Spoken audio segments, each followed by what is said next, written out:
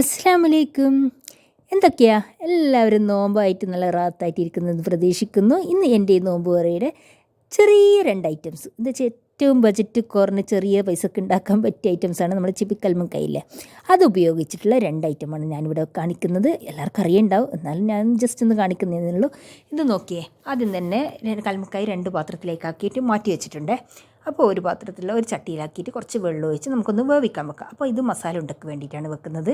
ഞാൻ വെച്ചാൽ ഒന്ന് ഭക്ഷണമായിട്ടും ഒന്ന് എന്താ പറയുക, വൈകുന്നേരം ചായക്ക് സ്നാക്സ് ആയിട്ടും ആക്കാം. അപ്പോൾ കൽമുക്കായി നറുക്കൽ കുറച്ചേ നറുക്കുന്നുള്ളൂ.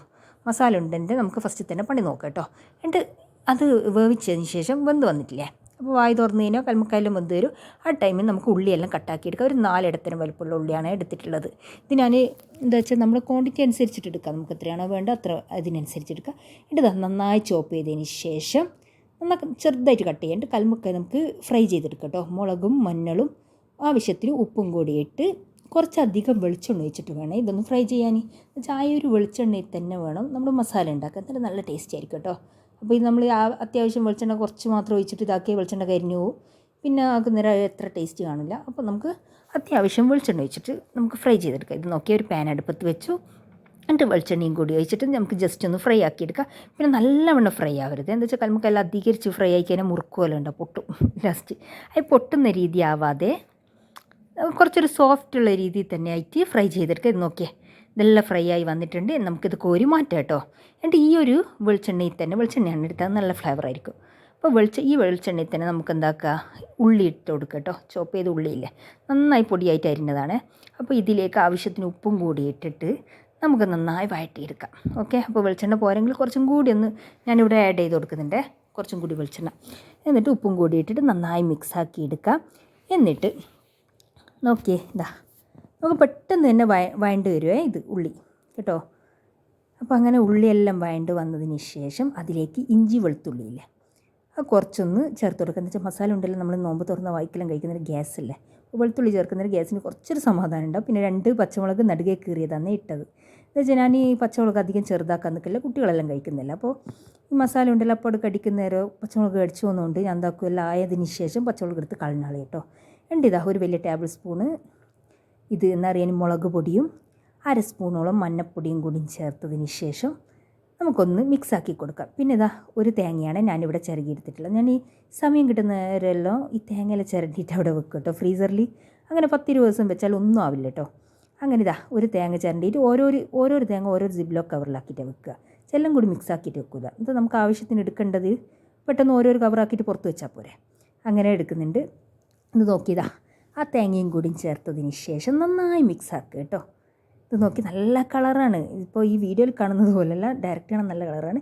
എന്നിട്ട് അതിലേക്ക് നമ്മുടെ ഫ്രൈ ചെയ്ത കൽമുക്കയില്ലേ അതും കൂടി ചേർത്ത് ഒന്ന് മിക്സാക്കിയിട്ട് പച്ചക്കറിവേപ്പിലയും കൂടി ഇട്ടതിന് ശേഷം ഇതാ ഒന്ന് മിക്സാക്കിയിട്ട് ഇനി അടച്ച് വെക്കുക. ഇതാ നമ്മുടെ മസാല റെഡിയായി കേട്ടോ. ഇനി തീ ഓഫ് ആക്കിയിട്ട് വെച്ചാൽ മതി. ഇനി നമുക്ക് കൽമുക്കായി നറുക്കേണ്ടതിൻ്റെ പരിപാടി നോക്കിയേ.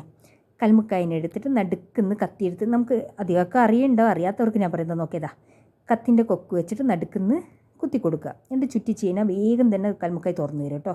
പിന്നെ അതിൻ്റെ പാമ്പൻ, അതിന് നടുക്കുള്ള നാര് പോലത്തെ സാധനം, അതിന് പാമ്പൻ എന്നാണ് നമ്മൾ പറയൽ, അത് കൊടുക്കണം. പിന്നെ അതിൻ്റെ ചിപ്പി ഉണ്ടാവും, അതും കൂടി കട്ടാക്കി എടുക്കണേ. എന്നിട്ട് ഒന്ന് കഴുകിയെടുക്കാം. ഇനി നമുക്ക് ഇതിന് വേണ്ട അരി നമുക്ക് സെറ്റാക്കാം കേട്ടോ. ഇത് ഞാൻ റേഷൻ അരി പൊടിച്ച് വെച്ചതാണേ. നോക്കിയേ, അത് ഒരു പാത്രത്തിൽ റേഷൻ അരിയും പൊടിച്ച് വെച്ചു, അതുപോലെ റേഷൻ അരിനെ കൊണ്ട് തന്നെ പുട്ടിനും വേണ്ടിയിട്ട് പൊടിച്ച് വെച്ചു. അപ്പോൾ ഈ ഒരു അരി ഉണ്ടെങ്കിൽ തന്നെ നമുക്ക് എല്ലാ ഐറ്റമും ഉണ്ടാകും. ഞാൻ ഇവിടെ ഉണ്ടാക്കുന്ന അധികം ഐറ്റംസും ഇത് വെച്ചിട്ട് തന്നെയാണ് കേട്ടോ. അപ്പോൾ നോമ്പാകുന്ന മുന്നിട്ടിട്ട് തന്നെ റേഷൻ പൊടിയിൽ നിന്ന് അരി കിട്ടിക്കഴിഞ്ഞാൽ പഴയ എല്ലാം തന്നെ പൊടിച്ചവിടെ വെക്കും. എന്നിട്ട് അങ്ങനെ ചെയ്യലാണ്. ഇത് എൻ്റെ ഏകദേശം ഇപ്പോൾ തീരാറായിട്ടുണ്ട് കേട്ടോ. അപ്പോൾ ഇത് എല്ലാം മിക്സാക്കിയതിന് ശേഷം ഇതാ കൽമുക്കായ്ക്ക് വേണ്ട നമുക്കൊന്ന് മാറ്റിയെടുക്കാം. ഓക്കെ, ഒരു പാത്രത്തിലേക്ക് ഞാനിതാ കുറച്ച് അരി മാറ്റിയെടുത്തിട്ടുണ്ട്. എന്താ വെച്ചാൽ കൽമുക്കായി ഞാൻ കുറച്ച് സ്നാക്സ് ആയിട്ട് ആക്കുന്നതാണ്.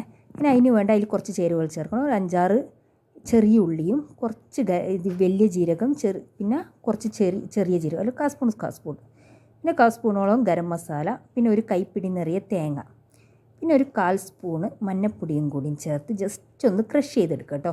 അപ്പോൾ ഇത് കൽമുക്കായ്ക്ക് വേണ്ടിയിട്ടാണ് ഇത് ചെയ്യുന്നത്. നോക്കിയേ, ജസ്റ്റ് ക്രഷ് ചെയ്താൽ മതി. അതായത് നമുക്ക് കൽമുക്കായിൻ്റെ അരി ഫുൾ എന്താ പറയുക, സോഫ്റ്റായ രസം ഉണ്ടാവും. ജസ്റ്റ് ഒരു കടി ഉണ്ടെങ്കിലേ അതൊരു ടേസ്റ്റ് ഉണ്ടാവും കൽമുക്കായി കഴിക്കാൻ. നോക്കിയേ, എന്നിട്ട് ആ അരിയിലേക്ക് ഇട്ടെടുത്തതിന് ശേഷം അരിപ്പൊടിയില്ലേ അതിലേക്ക് ഇട്ടുകൊടുത്തതിന് ശേഷം പച്ചവെള്ളം ഉപയോഗിച്ച് നമുക്ക് കുഴക്കുക കേട്ടോ. ഇനി ഈ സമയത്ത് നമുക്ക് ഉപ്പും കൂടി ഇട്ട് കൊടുക്കണേ. ഞാൻ ഉപ്പിട്ട് കൊടുക്കുന്ന വീഡിയോ എടുത്തില്ല എന്ന് തോന്നുന്നു, മിസ്സായിപ്പോയി കേട്ടോ. എൻ്റെ ഉപ്പും കൂടി ഇട്ടിട്ട് നന്നായി ഒന്ന് കുഴച്ചെടുക്കുക. നോക്കിയേ, ഒരു ചപ്പാത്തിൻ്റെ എല്ലാം ഒരയവുണ്ടാവില്ലേ, അത് കൈമൊന്നും പറ്റില്ല കേട്ടോ. അധികം ഇത് എന്താ പറയുക, ഇനി ടൈറ്റ് വേണ്ട, അത്യാവശ്യം ഒരു അയവിൽ വേണം കേട്ടോ. എന്നിട്ട് അങ്ങനെ ആക്കിയതിന് ശേഷം കൈമ കുറച്ച് വെളിച്ചെണ്ണ തടവിയിട്ട് നമുക്ക് ഓരോരോ കൽമുക്കായി ആയിട്ട് നിറച്ചെടുക്കാം കേട്ടോ. ഇതാ നോക്കിയേ, കൽമുക്കായി ഇതുപോലെ അങ്ങ് നിറച്ചെടുക്കാം. ഇതിപ്പോൾ ഞാൻ കുറച്ച് മാത്രം നിറക്കുന്നത്, ചെറിയ കൽമുക്കായാണ് കേട്ടോ. കുറച്ച് മാത്രം അങ്ങ് നിറച്ചെടുക്കുകയാണ് ചെയ്യുന്നത്.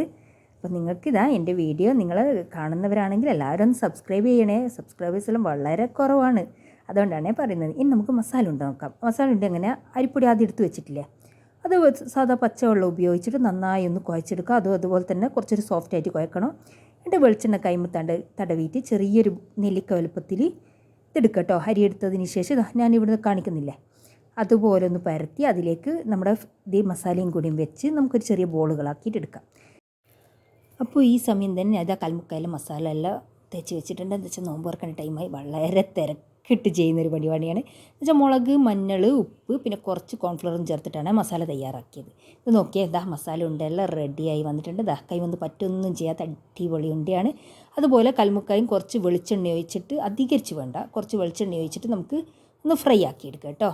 അങ്ങനെ എല്ലാം റെഡിയായി. നല്ലൊരു വീഡിയോയുമായി വീണ്ടും കാണുന്നത് വരെ എല്ലാവർക്കും ബൈ.